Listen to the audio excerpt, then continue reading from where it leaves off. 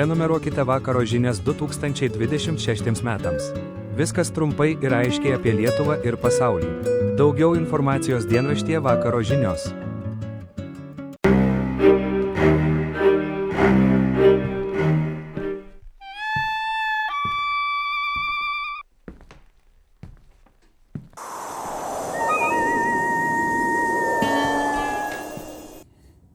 Labą vakarą, gerbėmieji, pasibarkim dėl istorijos. Istoriniais klausimais. Kaip visada šitoje laidoje mes turime Tomą Baranauską, laidos įkūrėją, papasakojusi mums išsamiausią visų laikų Lietuvos istoriją, nuo pat ankstyvųjų viduramžių iki šių dienų. Ir Sakalas Gorodeckis, kuris mums padeda susiūti istoriją su dabartimi, tai mes dabar ir siūsim, todėl kad netgi prezidentas pasisakė Konstantino Andrijausko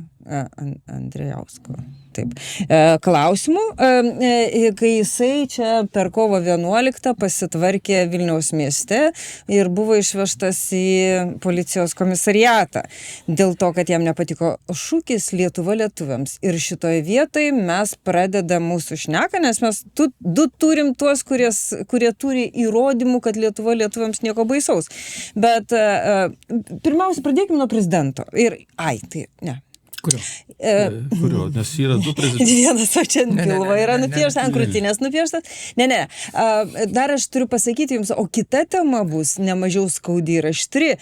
Tai yra mūsų laidoje, mūsų kanale Remigijus Žemaitaitis pavadino kovo 11-osios akto signatarus sukilėliais. Ir gavo irgi ten tyrimą, aiškinsis dabar policija, ir jisai kartais nereabilitavo tarybų valdžios. Tai čia mes turėsime visokių tokių linksmybių, bet pradėkime čia nuo Gitano Nausėdos. Gitanas Nausėda pasakė, kad Lietuva lietuviams jam kelia visokių blogų jausmų. Kas yra įvykę? Iš kur tas, dabar jau paaiškinkite pradžiai nuosekliai, iš kur apskritai atsirado šitas šūkis? Žiūrėkit, tai yra... Istorikams. Taip, tai visų pirma, tai yra šūkis išreiškiantis tautinės valstybės principą. Tai yra, kad kiekviena tauta turi turėti savo valstybę. Tai šito principu šiuo metu yra sutvarkyta Europa apskritai. Nes, tos tautinės valstybės ar kažkas panašaus net viduramžiais gal pradėjo kurtis, ir ten jau kalbėsime apie tas didžiąsias, bet kurios sėkmingai ten visą savo teritoriją suvienodino tautiniu požiūriu kaip Prancūzija ten ir panašiai. Bet ypač 20 amžiaus pradžioj, čia ir mes šitoje vietoje pasireiškėm ir mūsų visi kaimynai, tai tautinės valstybės kūrėm 20 amžiaus pradžioje, iš principo daugiausia po Pirmojo pasaulinio karo arba jo pabaigoje. Tai čia yra tautinės valstybės principas ir jeigu kalbėsime jau konkrečiai apie Lietuvą, tai šitas principas šitokiais žodžiais buvo suformuluotas, ko gero vienas iš pirmųjų ir pirmasis atvejis, tai yra 1902 metais Lietuvių demokratų partijos programoje. Lietuvių demokratų partija kūrėsi apie Kudirkos įkurto žurnalą, laikraštį gal, sakykime, Varpas, ir ji ten gyvavo neilgai, iš jos kilo kitos įtakingos partijos, kurios atkūrinėjo Lietuvos valstybę. Tame tarp ir socialdemokratai. Socialdemokratai dar ten kitokia istorija, bet, sakykime, valstiečiai, liaudininkai, tautininkai ten ir vadinasi irgi iš tos pačios. Tai čia faktiškai, to meto sampratoje, tai yra liberalai. Ta prasme, tai ne ta samprata kaip dabar, bet liberalais tuo metu buvo linksma vadinti pasaulietinės politikos reiškėjus, kurie nesisaisto ten su kokiam religinė tradicija, kaip krikščionys demokratai, būtent remiasi šitais pasaulietiniais dalykais. Tai ta prasme. Tai ten liberalusis sparnas, tai Toma patikslina, tai tikriausiai pirmas rašytinis paminėjimas yra 1904 metų, kiek čia pavyko mums rasti. Antrieji, ketvirti. Taip. Jo, ir Varpo, tai Simas Kudirka, nepainėjom Simą Kudirką su Vincu Kudirka, O kas toks? Nu, čia Simas, kuris peršoko tarybiniais laikais į vokiečių. Čia šitas. Jo, tai daliai žmonių pažiūri filmą ir jie nežino, kas yra Kudirka, paskui pradeda galvoti, kad tai Jurėjus. Tai pradėkim nuo to. Tai Vinco Kudirkos tikriausiai yra sukurti žodžiai. Beje, tai yra 20 amžiaus pradžia, Lietuvos valstybės dar nėra, carinė imperija irgi, švelniai tariant, dar nepralaimėjo Japonijos karo ir neprasidėjo didžioji revoliucija, pirmoji revoliucija, kurios metu ten mes atgavom lietuvišką, latinišką raštą ir visą kitą. Tai mintis buvo labai paprasta, kad Lietuva turi priklausyti ir jo tvarkytis būtent lietuviai. Tai va, galima paskaityti, aš turiu to tekstą, čia 1902 metų demokrato programos, čia projektas buvo, tai va, žodžiu, kaip čia pasakyti. Vardan Lietuvos, čia demokratai vardan Lietuvos. Be išgavimų politiškos laisvės, Lietuvių demokrato partijos reikalavimai nesibaigia. Tardami Lietuva lietuviams, mes trokštame išgauti mūsų tautai tokią politišką tvarką, kuriai esant lietuviai galėtų patys save valdyti, nepriklausydami svetimiems, o kultūriškas jų ūgis nebūtų trukdomas svetimtaučių. Tai gali įvykti, tai išgavus pilną Lietuvos autonomiją etnografiškos ribose. Čia ne vienintelis apie tai, čia dar yra anksčiau. Kelydam, paminėjimai. Taip, Lietuva lietuviams, Lietuva turi būti laisva. Šis iš pradžios nedrąsus šauksmas pradėjo apimti vis didesnės ir didesnės žmonių mines. Lietuva yra politiškai apmirus, Lietuva nori politiškai atgyti. Toks tautos tikslas, to visi jos veikiančiųjų partijų programai reikalauja. Laisva ir nepriklausanti kitoms tautoms ir viešpatystėms Lietuva, tai tolimasis siekis mūsų Lietuvių demokratų partijos. Štai aiškiai suformuoluota dar čia netgi iki 1905 metų revoliucijos. Jokiai kitai tautai Lietuva nepriklauso. Tai ir šitą idėją vadovaujantis ir buvo atkurta Lietuvos valstybė, Lietuvos Respublikos pavidalu. Gerai, tai jūs man tada paaiškinkite. Tai yra mūsų valstybės pagrindas. Taip. Dabar kaip tai susiję su Basanavičiaus pasakymu, kad valstybė yra tautos namai? Irgi blogas pasakymas. Kaip čia yra? Tai va čia yra to paties pasakymo, kita išraiška, kitais žodžiais. Tai kodėl tada profesoriui Vytautui Nekrošiui, kuris yra Mokslo akademijos prezidentas, jisai šiandien publikavo, kai mes įrašinėjom ketvirtadienį, įrašinėjom net ne šiaip savo, nei Facebook'e, ne kur nors, bet Mokslo akademijos puslapyje publikavo tekstą, kad Lietuva lietuviams, ar tikrai taip išreiškiamas Lietuvos žmonių meilė Lietuvai. Ir čia jisai sako, kad kadangi jisai labai gerai pažįsta Konstantino tėtį ir yra daugiau negu tikras, kad savo sūnui jis įskiepijo teisingas gyvenimo principus, kur nėra vietos neapykantai, tautiniai nesantaikai ir diskriminacijai, visiškai palaikau Konstantino siekį nuplėšti plakatą. Rašo Vytautas Nekrošius. Čia yra daugiau negu keistas pasakymas. Visų pirma, jis galėtų paklausti tėčio, ką jis mano. Aš nežinau, ką jis mano, bet ir jis nežino. Tai jis samprotauja tik tai abstrakčiai, kad sūnus vadinasi yra visiškai lygų tėvui, kas yra ne visada tai būna. Tai čia jau tėvas, kaip sakant, ar jis norės į tą diskusiją kabutėse įsijungti ar ne, tai čia jo reikalas. Bet Tomai, gal nepuolam į personalės, man tik klausimas, ar čia tikrai Lietuvos mokslo akademijos LTSR? Čia yra net šiaip akademikas, bet yra Lietuvos mokslo akademijos neseniai tapęs prezidentu. Tai štai ten matytam tinklapį ir paskelbtas. Tai kas tie akademikai, kurie išrinko, mano klausimas? Tai galbūt jo neklausė ten konkrečiai, neskaitė to straipsnio, kurio dar nebuvo tuo metu, bet čia, kaip sakant... Brangiai, tai ką aš girdžiu, aš nepažįstu pono Nekrošiaus, nes į teisės fakultetą nestojau. Tai dabar klausimas labai paprastas, jeigu žmogus teisiškai išprusęs, tai ko gero daugelis jo teiginių šitam tekste yra švelniai tariant, tokie dviprasmiški, nes jis pats pažeidžia daugelį teisės principų ir prezumpcijos ir visą kitą nekaltumą. Tai dabar klausimas kitas. Ar jis puikiai suvokia, ko gero, kad jo bičiulio sūnus įkliuvo į situaciją, kurioje, ko gero, bus jam baudžiamasis teisinis persekiojimas, nes galim pasižiūrėti trečią mūsų paveiksliuką. Tai kiek aš ten pasityrinėjau Raimundo Šimaičio publikuotą epikrizę nukentėjusio, tai yra Kęstutis Tamašauskas, tai čia tempia iki vidutinio kūno sužalojimo ir už tai nėra numatyta bauda.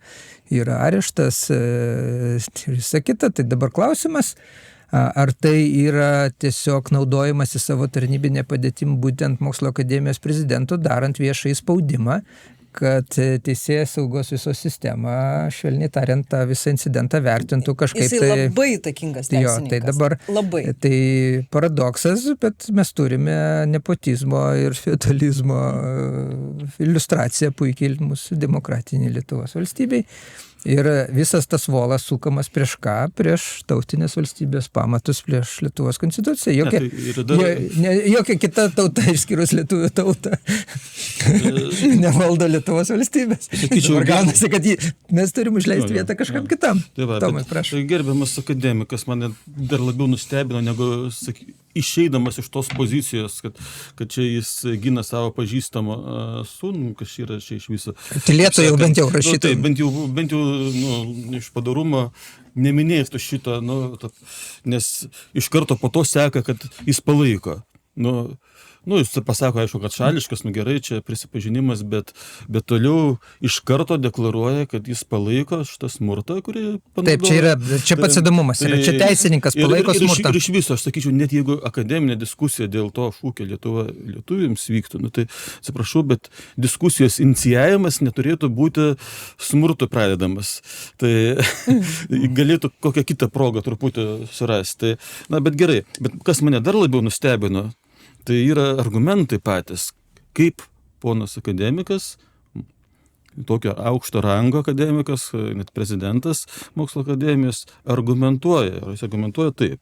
Į užklausą ChatGPT, ar antro pasaulinio karo metais buvo naudojamas šūkis Lietuva lietuviams, gaunu štai tokį atsakymą. Posakis Lietuva lietuviams buvo vartotas antro pasaulinio karo metais Lietuvoje. Jį naudojo tautininkų, kraštutinių dešinių organizacijų ir dalis bendruomenės kaip nacionalistinio, dažnai ir antisemitinio šūkio forma, ypač 1941 metų Birželio sukilimo ir vėlesnio vokiečių okupacijos laikotarpį. Šis posakis pasirodydavo plakatuose, skelbimuose, gaujų bei kolaboravusių grupių retorikoje ir buvo naudojamas siekiant pateisinti diskriminaciją bei persekiojimą, ypač prieš žydus. Tai įsivaizduojate, akademikas vykdo tyrimą ChatGPT. Tai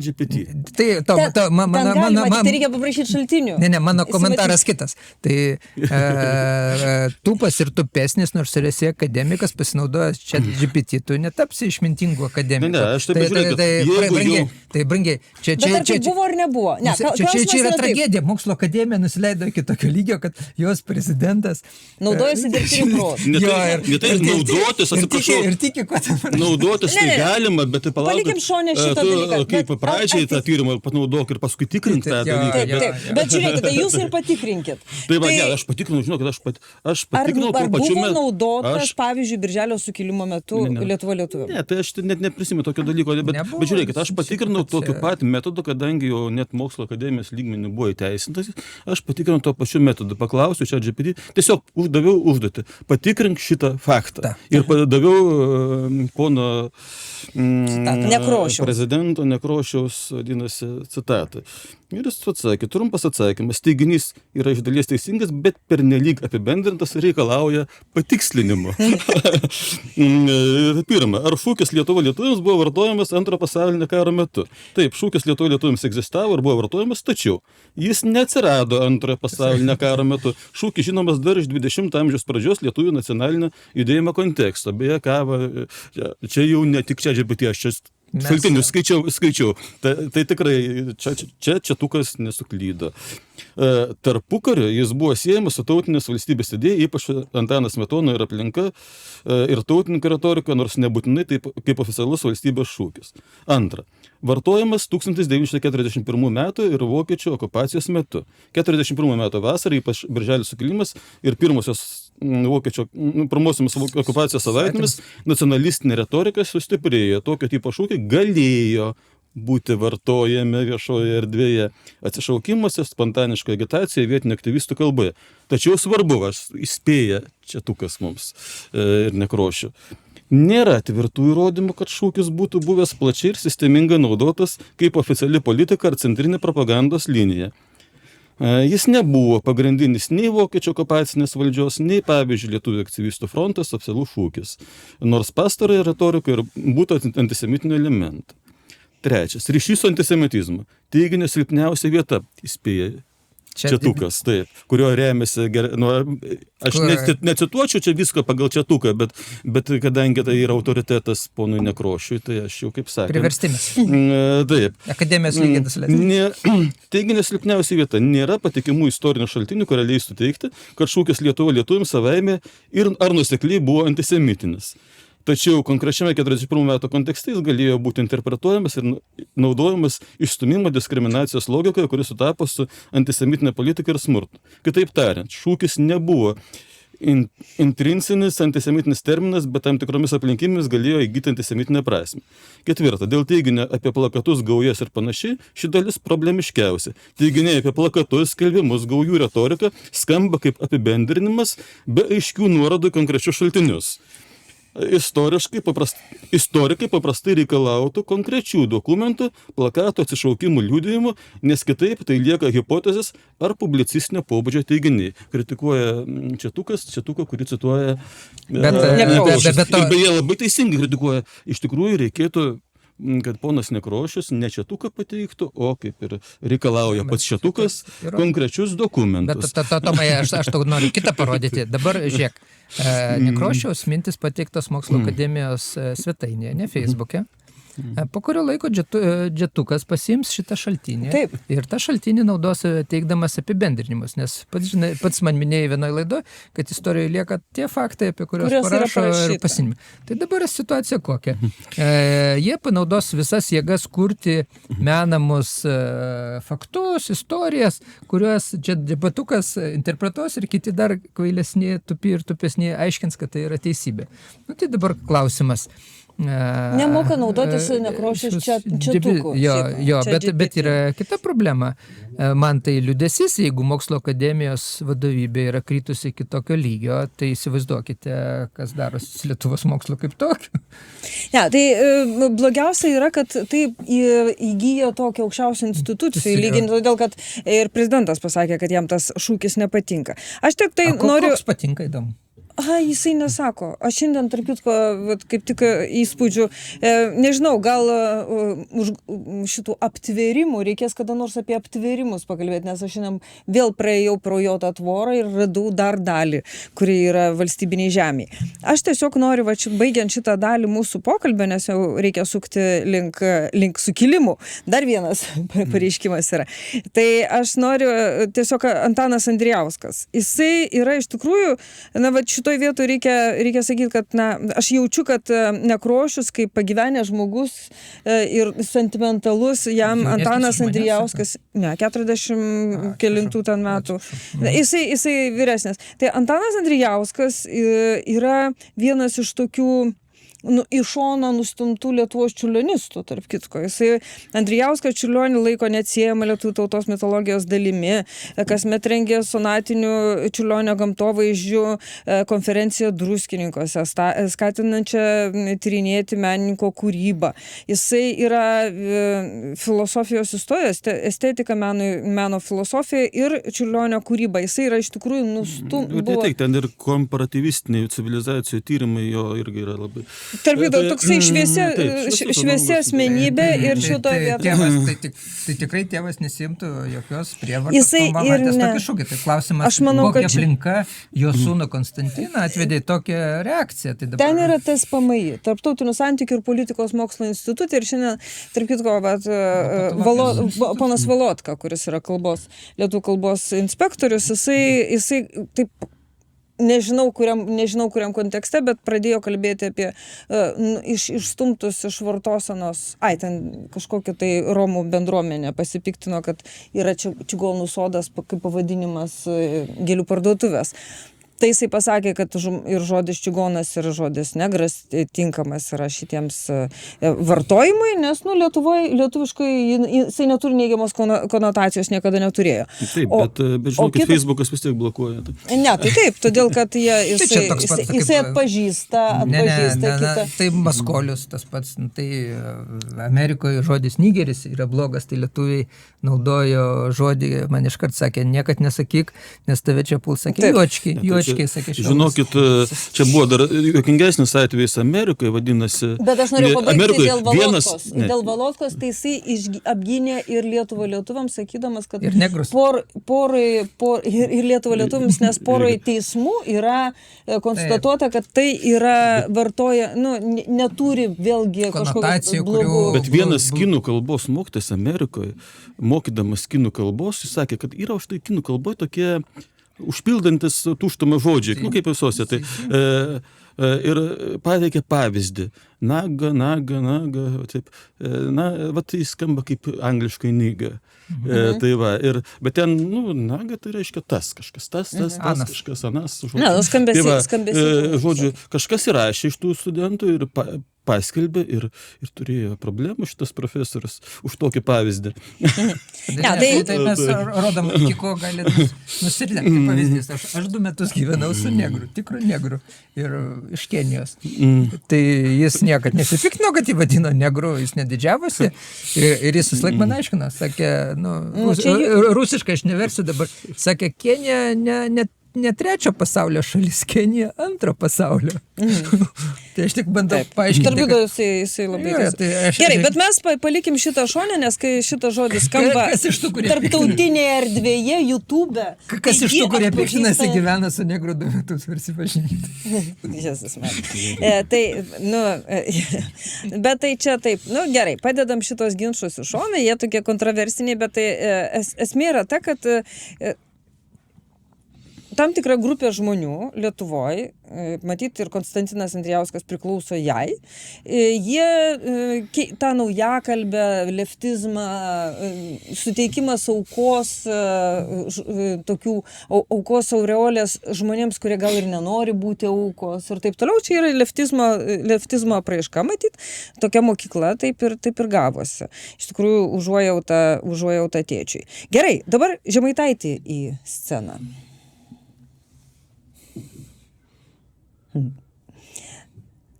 Jisai čia mūsų studijai pasakė šitą. Gal reikėtų pradėti nuo kovo 11, nes vis tiek yra sukilimo dalyviai, jos reikia vadinti. Aš nežinau, kodėl vadina jos signatarais arba nepriklausomybės atkūrimas. Nėra atkūrimas, buvo revoliucija Lietuvoje, buvo perversmas organizuotas, buvo sukilimas. Aš jos vadinu sukilimo dalyviais. Dėl ko? Nes tik įvykus sausio 13-12 sukilimui 11 buvo atkurta nepriklausoma Lietuva.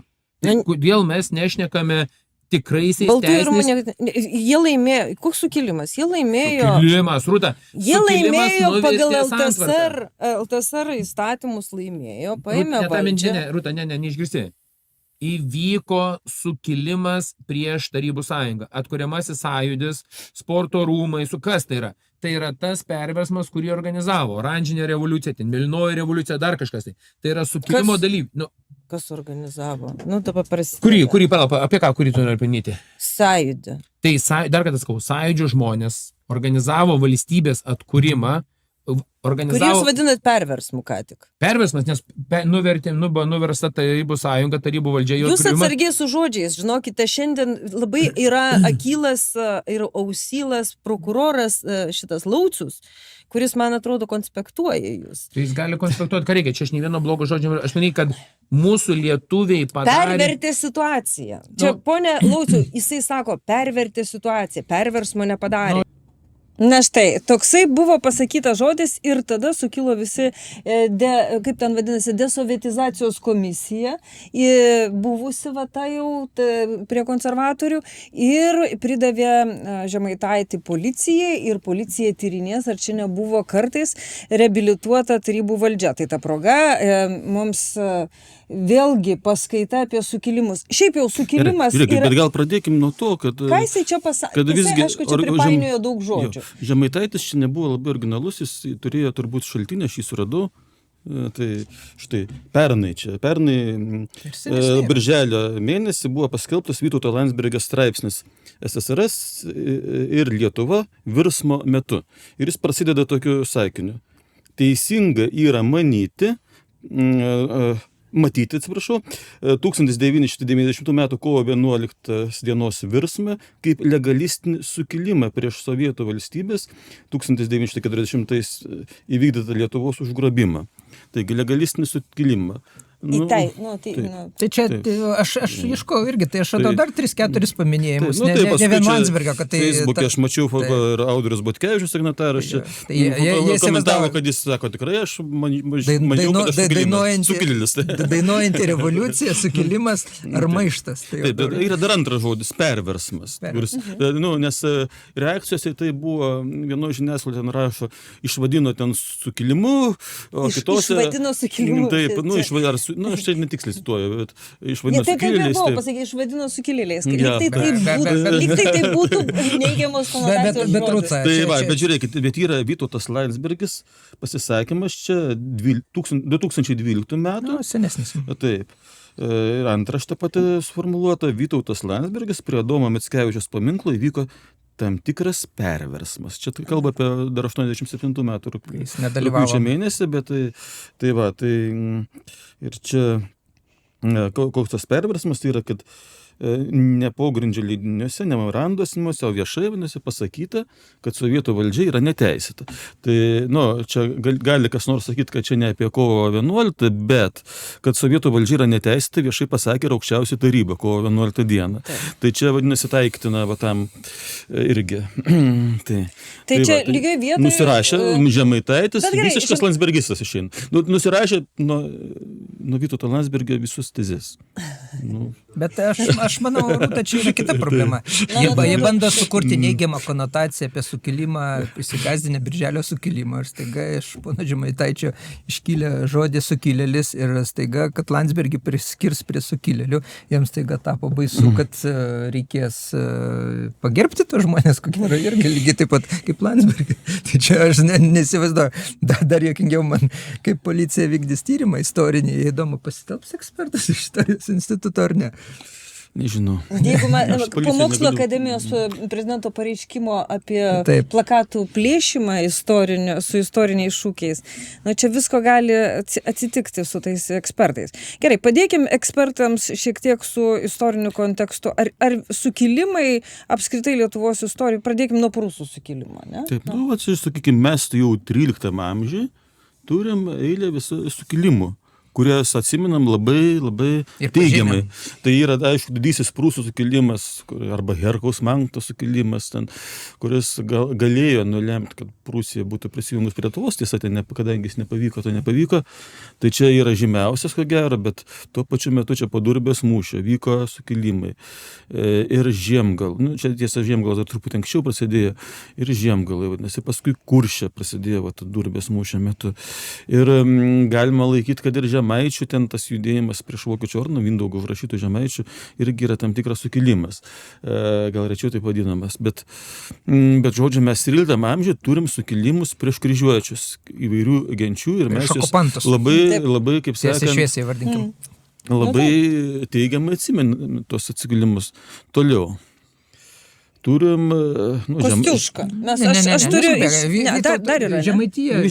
Vytauto didžiojo laikais. Ir Žalgirio mūšio išvakarėse. Keli sukilimai po Žemaitija. Tai buvo pora sukilimų Žalgirio mūšio išvakarėse ir faktiškai tai Žalgirio mūšį nulėmė, ta prasme, ėjimą į jį.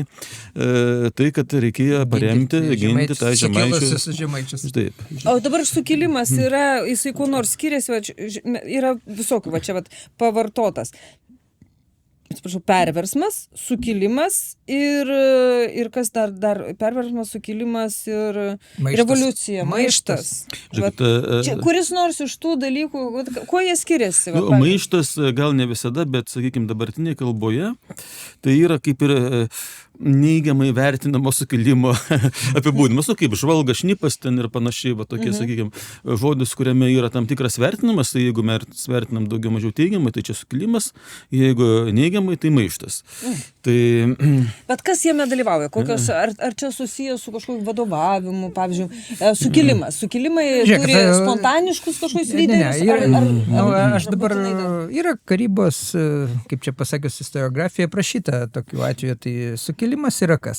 Reiškiasi, teritorija yra okupuota, yra aiškus okupantas, tada turi atsirasti sąlygos kokios, kad ta tauta, ta teritorijos dalis, kuri yra okupuota, nėra patenkinta ta valdžia, kuri yra. Tada atsiranda kas? Atsiranda prieštarimas ir galimybė sukilti ir pakeisti... Organizuotis ir sukilti. Jo. Tai dabar klausimas. Visi požymiai, nepulsim čia dabar tapti Žemaitaičio advokatais, bet mintis buvo tokia, kad sukilimas tai nereiškia vien, kad mes paimsim šakės ir eisim prie Mickevičiaus paminklo ir nusižudysim. Mano tėvas, tiesiai šviesiai sakė, reikia taip veikti prieš sovietų valdžią, kad neduoti galimybės. Represijos. Tai aš truputį patikslinsiu, nebūtinai turi būti okupantas, galima ir prieš savo valdžią, jeigu bloga valdžia. Bloga valdžia. Pavyzdžiui, 1769 metų Šiaulių ekonomijos valstiečių skilimas. Beje, vienas iš pirmųjų požymių, kad valstiečiai pradeda įsijungti kažkokią mastų į politinį gyvenimą. Tai bunda valstiečių sąmonė, politinė sąmonė. Tai irgi čia yra toks gana svarbus momentas. Sovietų laikais buvo labai hiperbolizuojamas, Balys Dvarionas parašė dramą. Dabar jis nenuvertintas. Opera Dalia, nežinau, ar Dalia Grybauskaitė lankė tą operą. Tai va, dabar jis nėra nuvertintas, jis yra toks kaip pirmasis toks valstiečius politinio sąmoningumo pasireiškimas. Toliau, jeigu žiūrėsim jau ne valstiečio, jau tokia bendra valstybinė bajoriška, tai čia Kosciuškos sukilimas ir artimas chronologiškai 1794 metais. Čia irgi, aišku, prieš okupacinę valdžią. Nebuvo dar galutinai okupuota, bet Rusijos kariuomenė čia stovėjo. Tai dar valstybė kaip ir nepanaikinta, bet faktiškai... Tai jisai Amerikoje. Čia jis samdinys Amerikoje, tai jis išviesiai valdinkas. Samdinys ar... Kaip čia laisvės karys, kaip savanoris galima vadinti. Laisvės karys, čia mučahedas. Savanoris. Žodžiu, Amerikos irgi labai vaidmenį suvaidino. Daug gatvių yra pavadinta, kur amerikiečiai negali ištarti jo pavardės. Tai va, tai čia irgi visiškai teigiamai atsiminamas sukilimas mūsų istoriografijai, tai yra bandymas pasipriešinti valstybės panaikinimui, kuris netrukus ir vyko, nes nepavyko. 63 metų sukilimas. Dar 31. Tai čia patys žymiausi 19 amžiaus sukilimai, 1831 ir 63 metų. Tai čia irgi sukilimai, bajoriški sukilimai prieš Rusijos imperiją. Tai jeigu mes jau čia tos Žemaitaitį smerkiančios žiniasklaidos įtakoje pradėsim sukilimus vartot neigiamą prasme, tai reikės matyti Rusijos imperijos atsiprašyti, kad čia mūsų ten tie bajorai sukilo ir pridarė daug nemalonumų. Rusijos istoriografija tuo metu, 19 amžiaus, buvo jis vadinamas maišto metiež. Tai Tomai, mano klausimas iš šono teisingai. Tai reiškia, kas buvo okupantas Lietuvos 89-90 metais, prieš ką turėjo sukilti? Ar jie turėjo sukilti, ar jie bendradarbiauti turėjo? Tai jeigu gudriai bendradarbiavo ir sugebėjo įsidiegti į tuometinės struktūras valdžios ir tai pasiekti taikių būdų, be didelių nuostolių ir gana sėkmingai, tai sakyčiau, reikia sveikinti. Tai žiūrėkit, čia yra taip, aš sakyčiau, pavadinimas kovo 11 akto signatarų sukilėlis, mano supratimu, nėra tikslus. Jie ne ginklu ten veikia, jie nesiaukojo, neliejo kraujo, ta prasme, aišku, jie turėjo riziką tam tikrą, kad jas ten gali paskui supakuoti ir panašiai, tai nenuvertinkim, bet ir, sakykim, pakilėjimas iki sukilėlio, tai yra pakilėjimas, o ne nužeminimas, tai yra sureikšminimas. Tai yra Vytautas Landsbergis neatsitiktinai čia tą žodį bandė įdėti, dėl to, kad sukilėlis tai yra aukštesnis statusas negu šiaip ten koks tylusis rezistentas, vadinkim. Galų galia galime pasiskaityti, tarp kitų, mūsų vyresnė karta vis tiek Vinco Mykolaičio Putino sukilėlių skaitė. Tai čia 63 metų sukilimai skirtas romanas. Jūs už baltuosius ar už raudonosius buvo? Ten jį traktavo kaip tokį? Nu, tai ten esminis dalykas, ar lenkiška versija, ar lietuviška, tarp Varšuvos ir Vilniaus vyko diskusijos. Tai va, tai žodžiu, iš esmės, aš pajuokavau, Žemaitaitis pakėlė statusą. Pakėlė, iš principo pakėlė. Auka buvo skambu žodis, galima sakyti, bet tai skambu. Ten buvo visai kita diplomatija. Jeigu kauniečius, Kauno grupė, tos radikaliuosius, kurie dar 89 metais sakė, kad reikia sąjūdžio galutinio tikslo Lietuvos nepriklausomybės, tai vat jeigu tuos laikyti tą radikaliąją dalim, tai tada tie sukilėliai... Aš esu liudininkas to sąjūdžio sesijos vasario 15.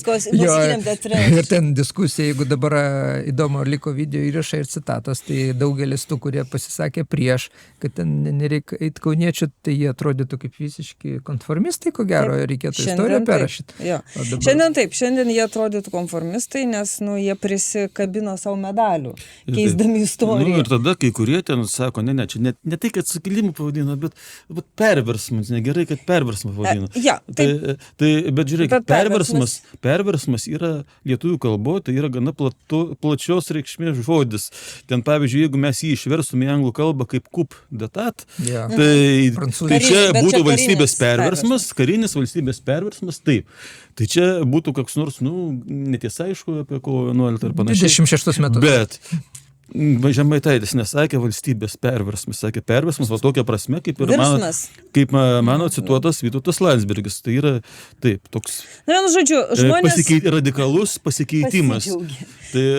Pasidžiaugia žmonės iš tikrųjų. Bet tai yra dar viena data, kurią jūs turite jau dabar, trumpai, bet jau čia jau kontroversija įvesta labai seniai, bet labiausiai tarybiniais metais, ten KGB labai stengiasi 41 metų birželio sukilimą sutraktuoti kaip nors blogai, nes čia buvo tas atvejis, kada buvo ginkluotas pasipriešimas. Čia nuotrauka, kaip aš suprantu, būtent Rusijos kareivius čia nuginklavo ir veda Kauno gatve. Tai čia lietuvis sukilėlis, nežinodamas kur dėti paimtus belaisvę sovietų karius, kažkur jas veda. Tikiuosi, čia nėra žydų tautybės asmenų tarp šitų, kur veda. Jie visi aiškiai yra apsirengę karinę uniformą, tikrai yra karo belaisviai, be diskusijų. Ir matom, kad jokių vokiečių dar nėra ir lietuviai patys tvarkosi. Ten buvo tos dienas, kur... Taip. Tai va čia... Žiūrėkit, tai čia irgi, sakykime, jeigu grįšim prie to paties Vytauto Landsbergio, tai jis, jo tėvas buvo tos kilimo iškeltos vyriausybės ministras ir pats Vytautas Landsbergis visą laiką jaučia pareigą, sakykime, apginti šitą sukilėlių garbę. Tai čia irgi negalėtume laikyti priekaištų, kad jeigu ir paralelės būtų su to sukilimu, tai irgi Vytauto Landsbergio žodžiais mes laisvai galėtume apginti šitą sukilimą. Čia tas pat Tai kita yra problema, kad birželio 23-41 aktą, tai jis yra lygiai tas pats Lietuvos valstybingumo atstatymo aktas, kaip ir vasario 16 ir kovo 11, tik tiek, kad jis nebuvo įgyvendintas. Tai dabar klausimas, vienoj Seimo deklaracijos buvo ten patvirtintas, beje, tuo metu buvo Seimo pirmininkas Vytautas Landsbergis ir, man atrodo, toj pačioj kadencijoje priėjus vienam kandidatui Seimo nariui iš E ir Z inicialų tą deklaraciją atšaukė jau, nes atseit kiltų tarptautinis triukšmas. Tai dabar aš tik rodau, kad pati lietuvių tauta nori nuspręsti, kokie istoriniai įvykiai yra mums svarbus, o nežiūrėti aplinkui ir negalvoti, kad kažkokiai kitai tautai Lietuva priklauso. Šitas gal buvo atšauktas, bet yra galiojantis ir veikiantis atmintinų dienų įstatymas, jame yra šitą atmintiną dieną birželio sukilimo.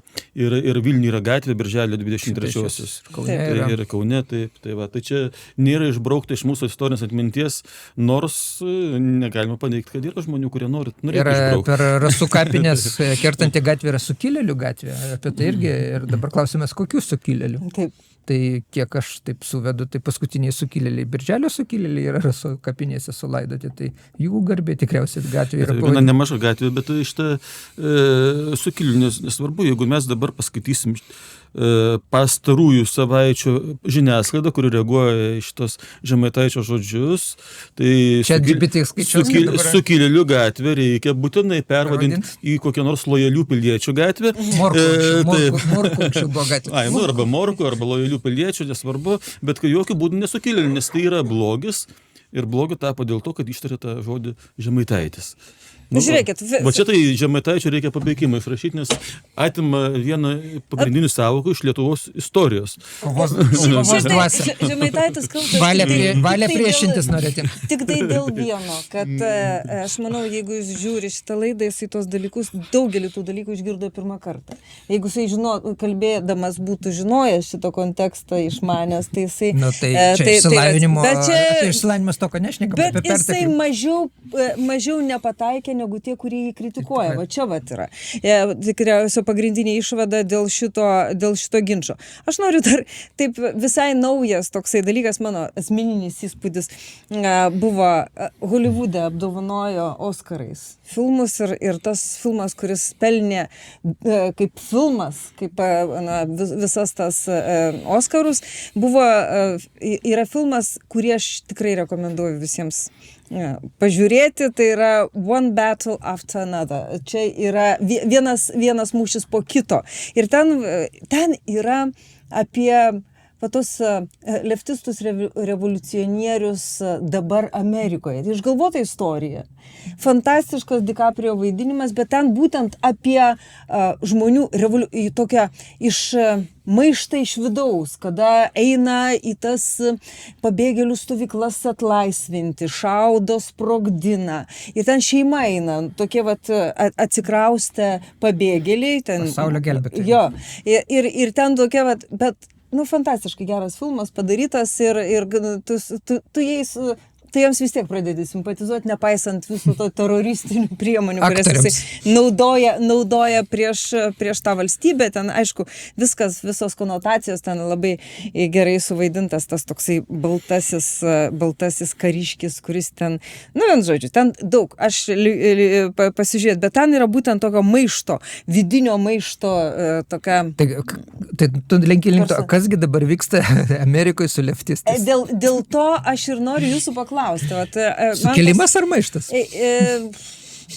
Matot, bet galbūt... Tos maišto dvasios yra daug. Bet žiūrėkit, Vytenis Andriukaitis labai irgi pasipiktino sukilimu tuo. Sakė, kad niekšas, šitas vadinasi Žemaitaitis niekšas yra.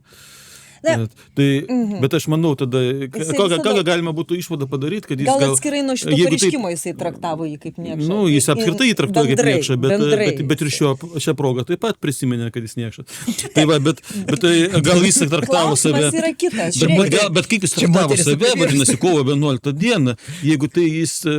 aš suprantu, kad sukilėlis nėra tikslų žodis, bet kita vertus tai nėra pasipiktinimo verta žodis. Pasipiktint galėjo tik žmogus, kuris laikė save eilinio Lietuvos TSR aukščiausios tarybos šaukimo liaudės deputatų, kuris buvo išrinktas... priverstas pabalsuoti už nepriklausomybę, nes atėjo balsuoti kaip visi, buvo išrinktas į eilinę aukščiausią tarybą. Ir tapo signataru netyčiom.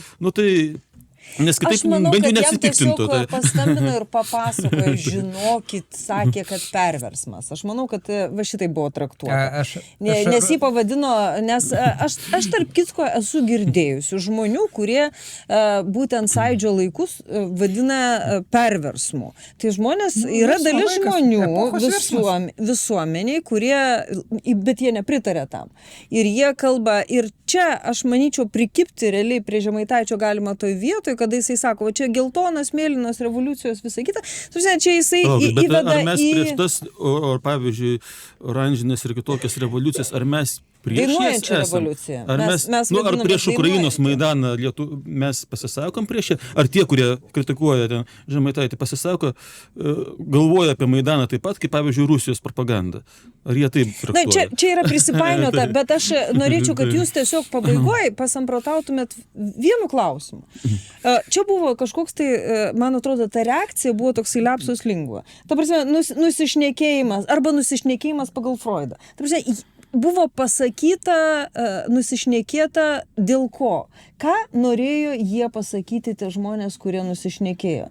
Ką jie iš tikrųjų pasakė apie save, apie savo pasaulėžiūrą? Bet pagal Jungą versiją kitaip skambėtų įdomiau. Pasakė, aš kaip sakiau, tai mums reikia skubiai atsiprašyti Rusijos už Kosciuško sukilimą, už tos 1831-63 metų sukilimus, už 1905 metų revoliuciją ir už viską mums reikia atsiprašyti Rusijos, nes tai buvo sukilimai. Už tai, kad karaliaučių atjungiam nuo elektros ūkio dar.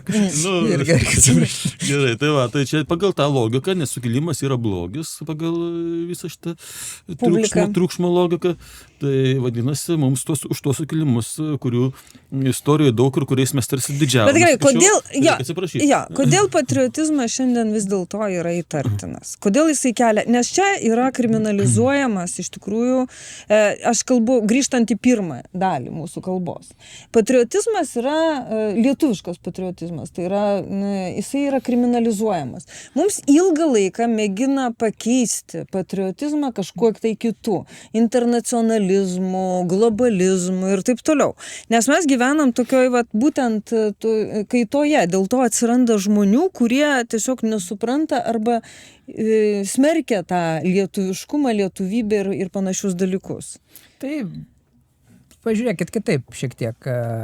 Formuojasi leftistinė tokia visuomenė, kuri įtikėjusi, kad pasaulis bus vieningas, tautų nebus, beveik Karlo Markso ten komunizmo idėjos. Ir staiga jie išeina į gatvę ir pamato, kad vis dėlto yra žmonių, kurie nebijo būti kažkokios tautos atstovais, apie tai garsiai šaukia, švenčia šventes. Ir kokia reakcija? Jie buvo įtikėję, kad jau tokių žmonių ko gero nėra ir valstybė funkcionuoja. Apsivalė. Tai dabar aš šiek tiek aliuzija kitokia. Pavyzdžiui, 41 metų trėmimai sovietų. Ką jie trėmė pirmus? Jų įsakymė pirmas įvardinti tautininkai ir jaunalietuviai. Tai dabar klausimas, kodėl? Todėl, kad jie buvo didžiausia rakštis sistemai, nes jie būtent formavo tautinės valstybės idėją ir visą kitą tapatybę, dėl kurios žmonės yra pasiryšę aukotis ir ginti šitą valstybę. Tai jie yra formuotojai. Tai dabar klausimas, dabartiniai visi tie, kurie eina muštis ir visą kitą. Paradoksas, man liūdesys, skaitant apie tą mokslo akademijos prezidentą, kuris aiškina, kad jis palaiko veiksmus, tai jis reiškia, eina prieš savo valstybę. Mano klausimas, prezidento patarėjai, ko gero labai tiesiai šviesiai greitai turėtų pakomentuoti tokią situaciją ir kad gal laikas apsivalyti ir nutarti, kad tu šitai valstybei nedirbi ir algos neimi iš mokslo akademijos, jeigu tau nepatinka Lietuvos konstitucijos nuostatos. Klausimas, tai tada kita 92 metų konstitucija, preambulė reikia mintinai, ko gero, visur spausdinti, rašyti ir visą kitą. Lietuvių tauta prieš amžių sukūrusi savo valstybę. Ir taip pat saugodami savo dvasią, ten kalba, aš dabar tiksliai necituoju, bet... Tai Marcinkevičiaus žodžiai. Preambulė yra Marcinkevičiaus. Tai yra labai aiškiai pasakyta, kad būtent lietuvių tauta ir būtent etninė vadinama lietuvių tauta, nes yra visokių ten traktavimų, kad gali būtent pilietinė, Lietuvos tauta, net yra toks žodis, bet tai ne konstitucinis žodis. Konstitucija yra lietuvių tauta su savo kalba, su savo papročiais. Ten viskas suminėta. Su savo dvasia netgi. Taip, tai jis skelbia šitą konstituciją. Tai aš kaip paradoksą galiu papasakoti, ko gero 12 metų kovo 11 eitynių leidimo derinimas Vilniaus miesto savivaldybėje, aš dalyvauju ten renginių komisijai, kurie sėdi didelis stalas, ten policijos vadovai, ten visi, ir aš vienas prieš visus ir jie atsisėdė ten aiškina, kad maždaug bus šūkiai Lietuva lietuviams, dar kažką, ir aš atsimenu, atsiverčiau konstituciją, atsitojo dabar, kas prieš Lietuvos konstituciją, ir jie visi tokie. Ir sėdėjo policijos vienas atstovas, tai kuo tu žmogus, sako, mes teisinė valstybė, mes vykdysim. Ir štai, kad jiems, aš tik rodau. Tai dabartinėje situacijoje, tai ką, paskaitė teisininko komentarus policijos pareigūnai, kurie dalyvavo mūsų eitynėse šiais metais ar kitais metais, tai jie turėjo mūsų suimti iš karto už tą šūkį nešamą, už tą skanduotės, visą kitą muštimus. Tai dabar kitas paradoksas, jie puikiai supranta, kad tie, kurie šokinėja prieš šitas eitynės, yra Lietuvos priešai, nes jie reiškia nepatenkinti tai, kad yra žmonės, kurie propaguoja konstitucinės tiesas. Vertybės. Tai manau, čia yra kaip Amerikoje, bando apsukti visą, kaip Baideno laikais aiškindavo, kad policija negali skriausti ten imigrantų, dar kažko, tik neprisipriešinkit, ramiai atsigulkit, laukit, kol baltas staltis ir sikloškit grybas. Žiūrėkit, marazmėjimo lygį. Yra tokia pažiūra, kad tautinė valstybė pasenusi, turėtų valstybė būti kažkokio kito principų, kuriama. Taip, tai va, pažiūrėkit, bet yra unikalus žemynas beveik visas, kuris yra sukurtas būtent tuo netautiniu principu, kur paimta liniuotė ir subraižytos valstybės, taip sakykime. Tai ne, tai yra Afrika, Europos kolonizatoriai atėjo, pasidalino ten pagal kokią nors lygiagretę liniuotę ir panašiai, lygiom dalim ir paskui tos valstybės atgavo, sukūrė kažkokią savo valstybės. Tai va, ir juose yra ten gabalas vienos genties, kitas gabalas kitoje valstybėje, gabalas kitos, viena kažkokia mažesnė gentis, gal visa, dar kažkas. Ir kaip ta valstybė funkcionuoja. Mes pažiūrėkime, kaip sunkiai. Jos, sakykime, ten bando kopijuoti ten kokią nors Europos tvarką ir turi kokį parlamentą, pavyzdžiui. Šveicarijos kantonus. Turi parlamentą. Ir kas tame parlamente, kokios Nigerijos, pavyzdžiui, darosi. Tai kiekviena gentis, kuri patenka į tą parlamentą, rūpinasi savo reikalą, nėra jokio valstybinio patriotizmo. Jokio vardiklio. Kiekvienas tik tai rūpinasi patraukti adialą į savo ten tą antklodę į savo pusę. Ir viskas. Ir kad būtų, pavyzdžiui, koks nors nigerietis, Nigerijos, pavyzdžiui, patriotas, nežinau, gal ten yra, aš nesu specialistas, mes bet labai mažai tokių. Nemažai jų 100 milijonų. Bet ten jie pjaunasi, jie kariauja tarpusavį, ten yra musulmonų ir nesumusulmonų. Ten yra tarpusavį. Jo, stojam, šitoj vietoj. Aš 2 metus gyvenau su negru, Afriką aš galiu papasakoti. Tai yra labai geras pavyzdys, kaip yra valstybė be tautos, be tautinės valstybės. Tai jeigu mes norime tokio modelio, tai galim kvadratą nusibraižom, gabaliukas Lietuvos, gabaliukas Baltarusijos, gabaliukas Lenkijos ir tegu tai būna valstybė. Ir pažiūrėsim, kaip jie gyvens. Tai lygiai tokias pačias idėjas stumdė Pilsudskis, kuris aiškina, kad bus lietuviškas kantonas, lenkiškas, bus gūdiškas, tarpinis, čia, visi požymiai yra tai, kad būtų federacija, tokia ištirpimas. Gerai, tai ačiū Jums visiems, kad žiūrėjote. Va štai toksai kontekstas ir tokia yra istorinė tiesa apie tos dalykus, apie kuriuos čia kalba politikai, mokėdami, suprasdami, ką šneka ar nesuprasdami. Ačiū, kad žiūrėjote. Iki. Lietuva lietuviams.